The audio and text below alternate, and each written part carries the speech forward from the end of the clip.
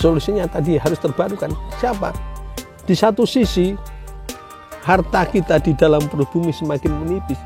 Di sisi lain harta sampah kita semakin meningkat. Betul. Kenapa nggak segera melakukan take over di situ?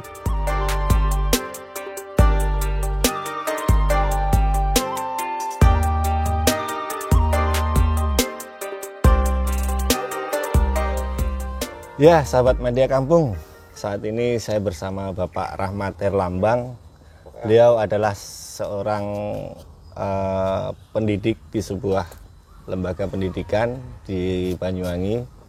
Sekaligus beliau ini pegiat, apa istilahnya ya, peduli sampah gitu loh. Beliau ini menciptakan suatu rumusan, suatu alat, suatu mesin yang mengolah sampah, apapun jenis dari sampah tersebut, yang bisa memberikan manfaat bagi masyarakat luas. Betul seperti itu Pak Lambang? Ya, alhamdulillah, insyaallah begitu. Pak Lambang, ya. Saya ingin sedikit bertanya tentang sampah di Banyuwangi. Yang menurut data yang saya terima, informasinya dari Dinas Lingkungan Hidup, di Banyuwangi ini bisa memproduksi 500 ton sampah sehari. Ya. 500 ton sampah sehari. Ya. Nah, menurut analisa Pak Lambang sendiri, itu bagaimana mengenai sampah di Banyuwangi ini? Oke, terima kasih Mas Agung. Begini, sebenarnya sampah itu bukan suatu masalah. Saya Muslim, saya punya keyakinan apa yang difirmankan oleh Allah. Aku tidak menciptakan sesuatu dengan sia-sia. Artinya saya optimis sampah ini bisa kita atasi.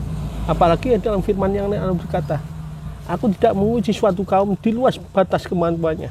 Jadi saya yakin masyarakat di Banyuwangi mampu. Sampah cuman saat ini belum ditangani secara maksimal dan dikelola dengan yang benar. Kalau saya selama ini ngolah sampah, saya ada bagi dua sampah itu. Sampah non-organik dan anorganik. Yeah. Nanti proses pengolahannya pun berbeda di situ. Berbeda. Dan ini kalau kita olah dengan baik, dengan benar, insya Allah sangat membantu kehidupan masyarakat kita. Seperti Nyun Sewu. Saat ini kelangkaan LPG bisa teratasi dengan sampah ini. Bisa teratasi. Itu Mas Agung.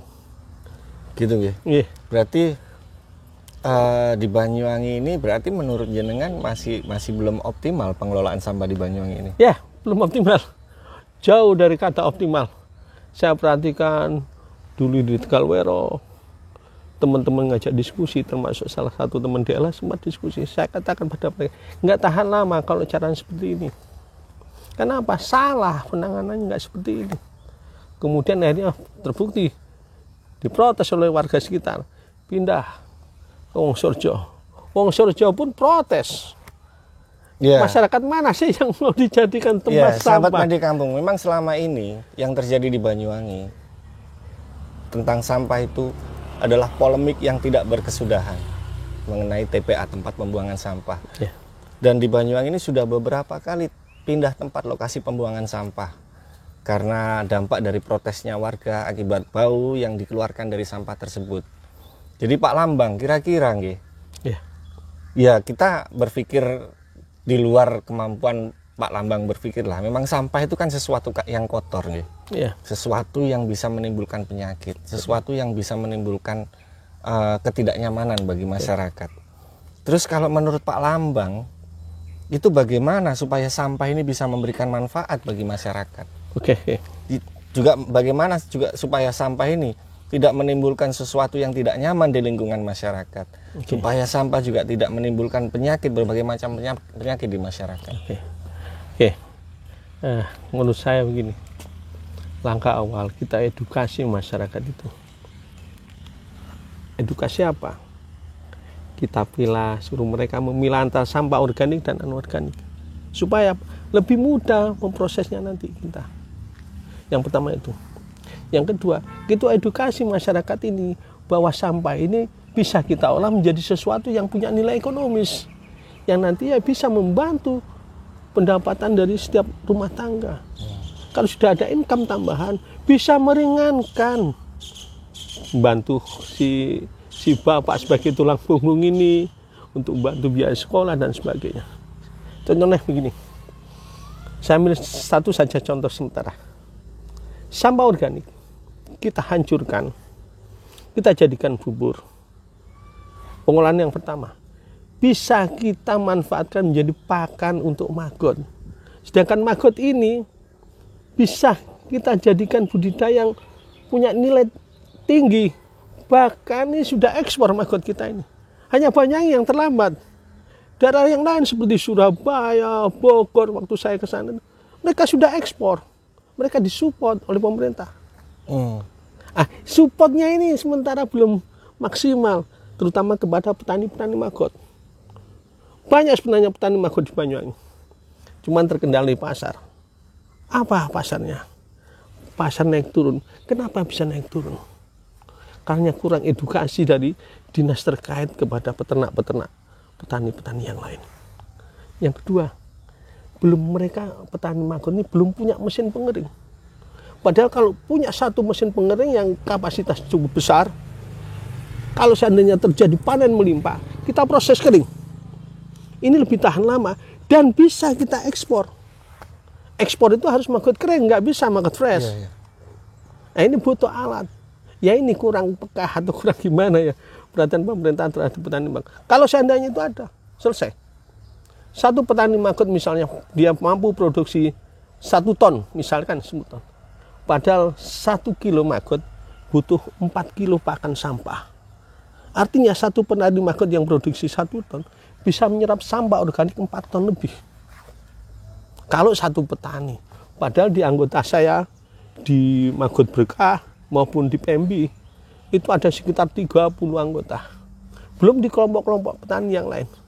Berarti kalau seandainya 30 semua produksi 1 ton, tinggal kalikan 1 ton, 4 ton tadi kalikan 30, sudah 120 selesai ton. Sudah sampah. Sampah organik selesai. Yang jadi masyarakat jadi masalah utama sebenarnya sampah organik. Padahal kan tidak sebenarnya. Yang lebih bahaya adalah sampah yang non organik seperti plastik, kan sulit terurai. Betul. Nah, kita siap membantu. Tim saya kebetulan punya tim Garuda Pencerah. Ya ini salah satu contoh mesinnya. Sampah plastik jangan dibuang, kumpulkan, kita pilah, kita olah menjadi produk-produk yang sangat bagus untuk masyarakat kita.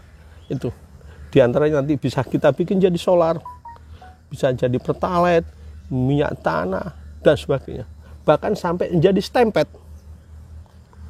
Itu Terus gini Pak, akhir-akhir ini di Banyuwangi kan terjadi kelangkaan LPG atau gas 3 kg atau tabung gas melon ya pemirsa, sahabat media kampung.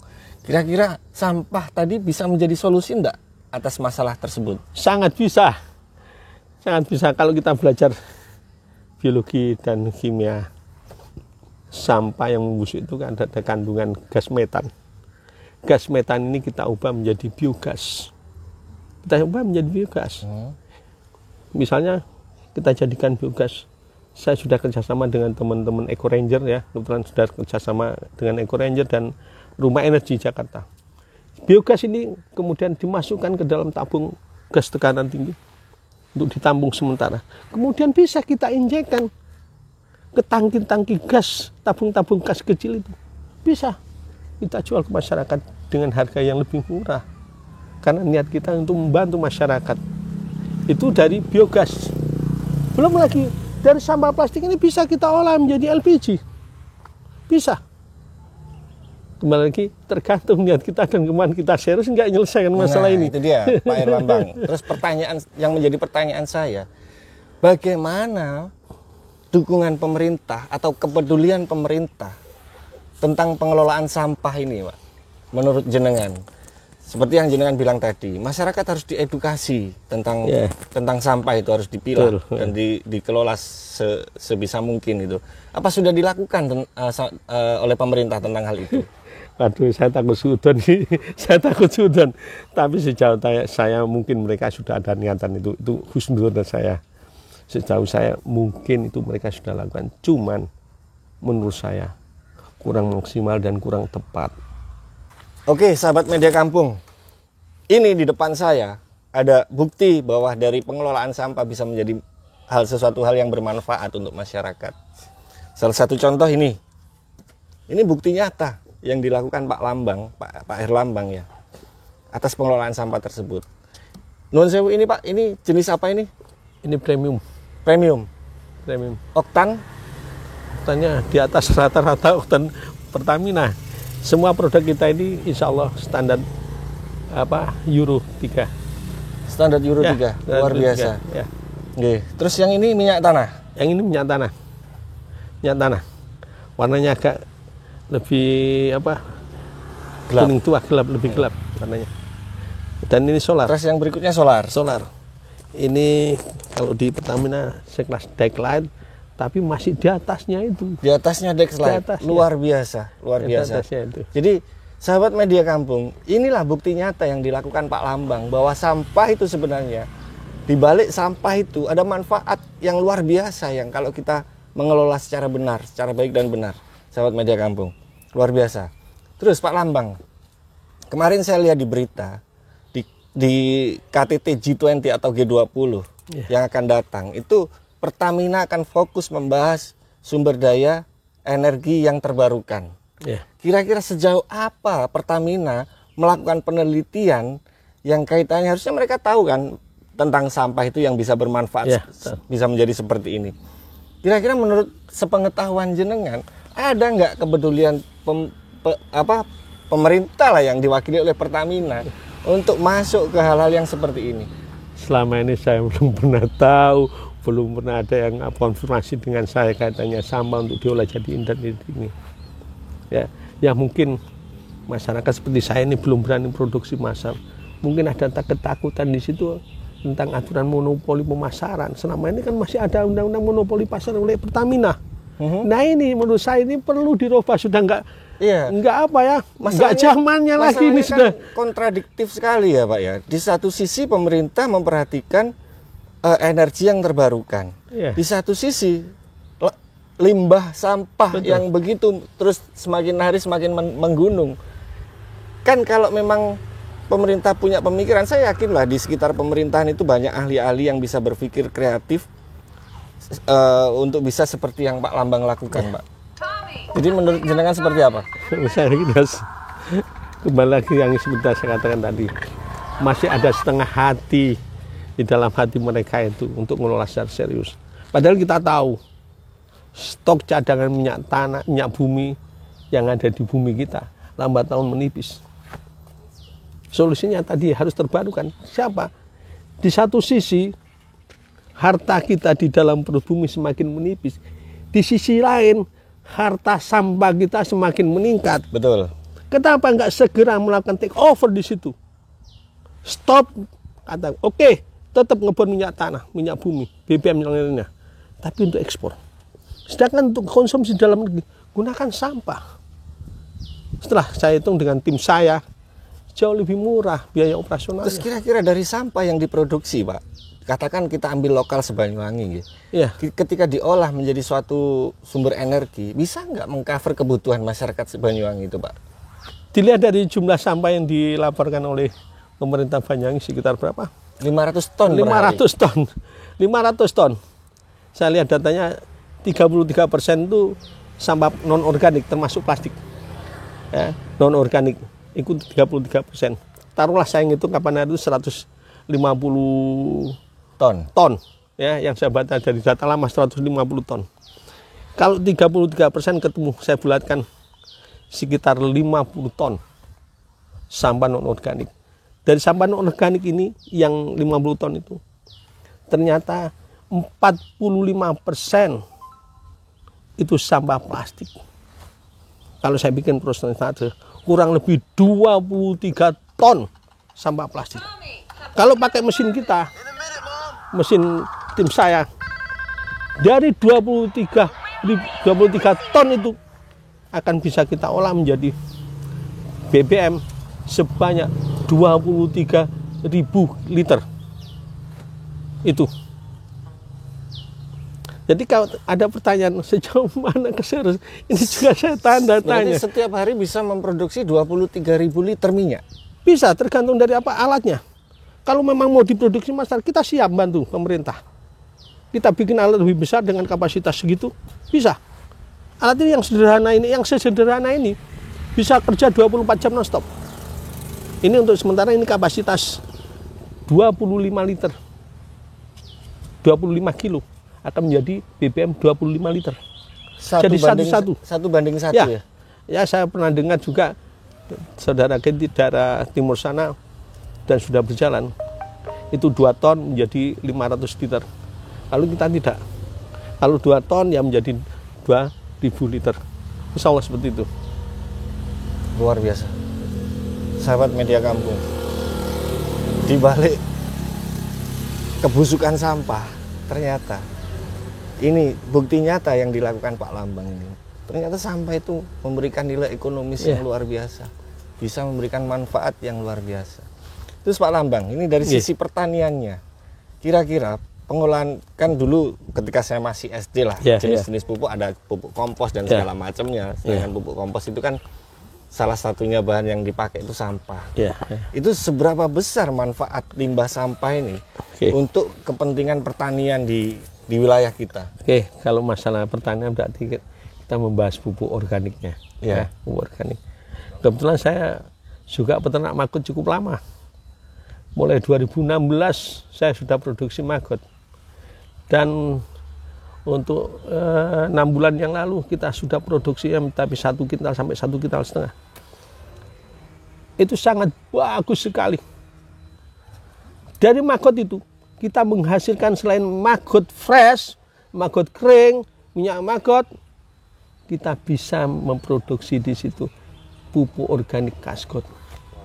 Dan jenengan bisa cek di medsos atau di internet ya browsing bagaimana kualitas atau manfaat pupuk Kasgot ini. Sangat baik. Di situ kandungan unsur haranya lengkap bagi yang makro maupun mikro yang dibutuhkan tanaman. Bahkan kalau pupuk Kasgot ini kita jadikan pupuk pokasi, tanaman akan lebih mudah lagi menyerap, lebih cepat menyerap. Dan efeknya pertumbuhan semakin cepat, proses pembuahan juga semakin bagus. Itu yang pernah saya lakukan. Kebetulan saya ada kebun durian saya untuk eksperimen saya itu cukup bagus. Bahkan satu pohon durian bisa berbuah 2 kali dalam setahun. Itu manfaat dari pupuk Kasgot. Dan itu saya terapkan di kebun saya sendiri. Sudah ada bukti nyata? Sudah ada. Luar biasa. Yang dilakukan Pak Lambang sementara ini kan sudah terbukti Pak, nyata di depan mata. Sekali lagi saya tanyakan Pak, kira-kira kepedulian pemerintah terhadap apa yang dilakukan Pak Lambang secara langsung ada nggak Pak? Dan itu sejauh atau sebesar apa? Sejauh ini belum ada satupun pihak pemerintah maupun badan-badan usaha milik negara yang mendekat kepada saya untuk memberi support kepada saya. Belum ada. Pernah 1 kali dari PLN, tapi itu pun sampai sekarang belum ada kembali, belum ada kabar itu. Tapi belum ada kabar. Pak Lambang sendiri pernah menyuarakan ini ke pihak pemerintah? Saya pernah. Waktu itu Nyusewu pernah diajak Pak Camat untuk membackup, menyupport lomba PHBS di Desa Gitik. Oke, saya support, saya bertindak selaku di situ bank sampah organik. Kemudian dalam forum pertemuan dengan masyarakat itu saya sampaikan, Pak Camat, kalau masyarakat ini Desa Gitik ini aja, kita targetkan, kita edukasi mereka, 1 kakak, 1 rumah tangga menghasilkan produksi 10 kilo maggot. Di Gitik ada 200 saja. Berarti sudah 2 ton di situ produksinya tiap hari. Kita bisa menjawab permintaan pasar para eksportir yang ada di Surabaya dan sebagainya. Tapi nggak ada tindak lanjut nih, mungkin masih sibuk beliau, masih sibuk di situ. Ya, baik-baik. Iya Pak Lambang. Jadi harapan Pak Lambang terhadap pemerintah dan masyarakat seperti apa untuk pengelolaan sampah ini, Pak? Saya berharap begini, antara pemerintah dan masyarakat bisa bersinergi. Kita bisa kerjasama untuk mengatasi masalah sampah ini. Tanpa kerjasama, nonsen menurut saya. Pasti pemerintah kewalahan. Sebab yang memproduksi sampah masyarakat. Betul. Jadi harus dua-duanya terlibat. Yang tadi saya katakan masyarakat harus kita edukasi secara maksimal. Kalau perlu kita kasih stimulus mereka biar terangsang. Sebagai contoh gini, tiap masyarakat, tiap rumah bisa memproduksi maggot, mengolah sampah organiknya untuk jadi pakan maggot. Satu rumah saja menghasilkan 10 kilo. Kemudian dijual seharga 5.000 misalnya. Ini misalnya. Sudah 50.000 per hari. Kalau rutin tiap hari berarti kan sudah 1,5 juta. Dari sampah itu? Dari sampah. Iya. Yang pertama itu. Yang kedua, katanya masih sampah organik jadi maggot tadi. Masih ada kendala di situ di masyarakat. Apa? Pasar. Tidak stabilnya pasar maggot, terutama di Banyuwangi. Itu bukan karena apa? Karena tidak adanya alat pengering. Dan itu mahal. Alat pengering maggot ini. Sehingga maggot itu tahan lama. Dan siap ekspor. Kendalanya di petani maggot itu. Kemudian untuk yang sampah anorganik, ini sekali lagi perlu diedukasi. Supaya masyarakat mulai dari rumah dipilah. Yang non-organik, yang organik dipilah. Kan sudah ada banyak bank sampah. Bisa tambahan lagi income untuk ibu-ibu rumah tangga. Dijual, setorkan ke bank sampah.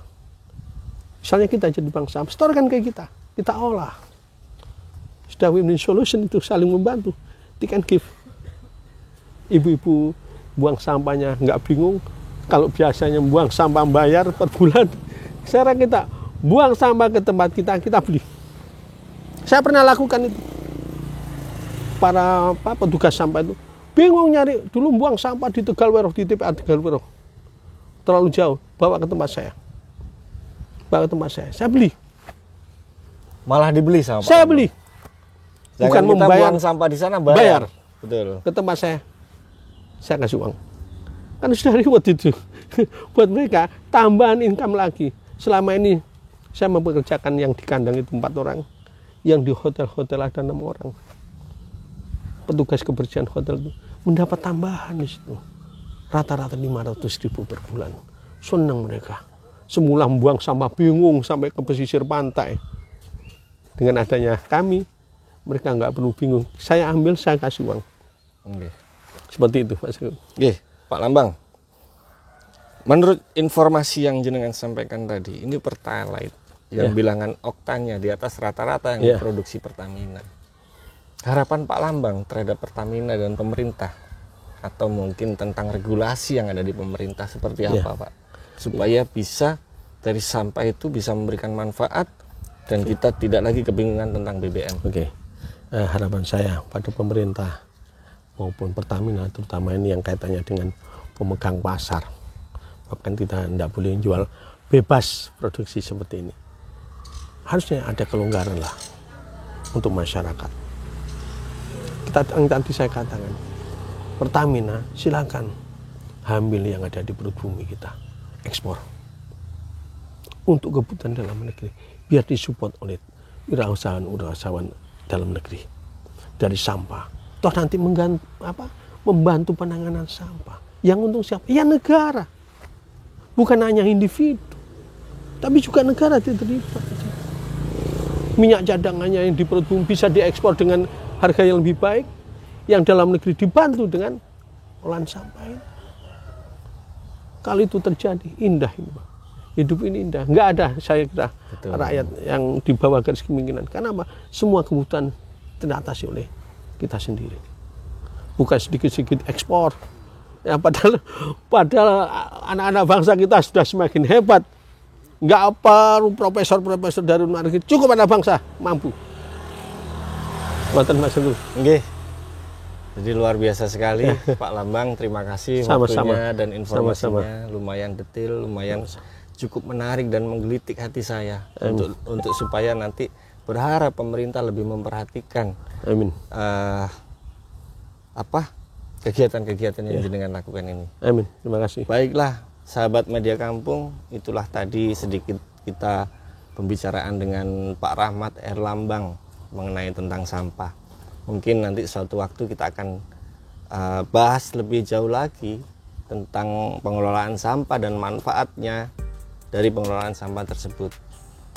Jadi sahabat Media Kampung, tetaplah jaga kesehatan, jaga kebersihan, tetap semangat, dan jangan lupa bahagia. Wassalamualaikum warahmatullahi wabarakatuh. Waalaikumsalam warahmatullahi wabarakatuh.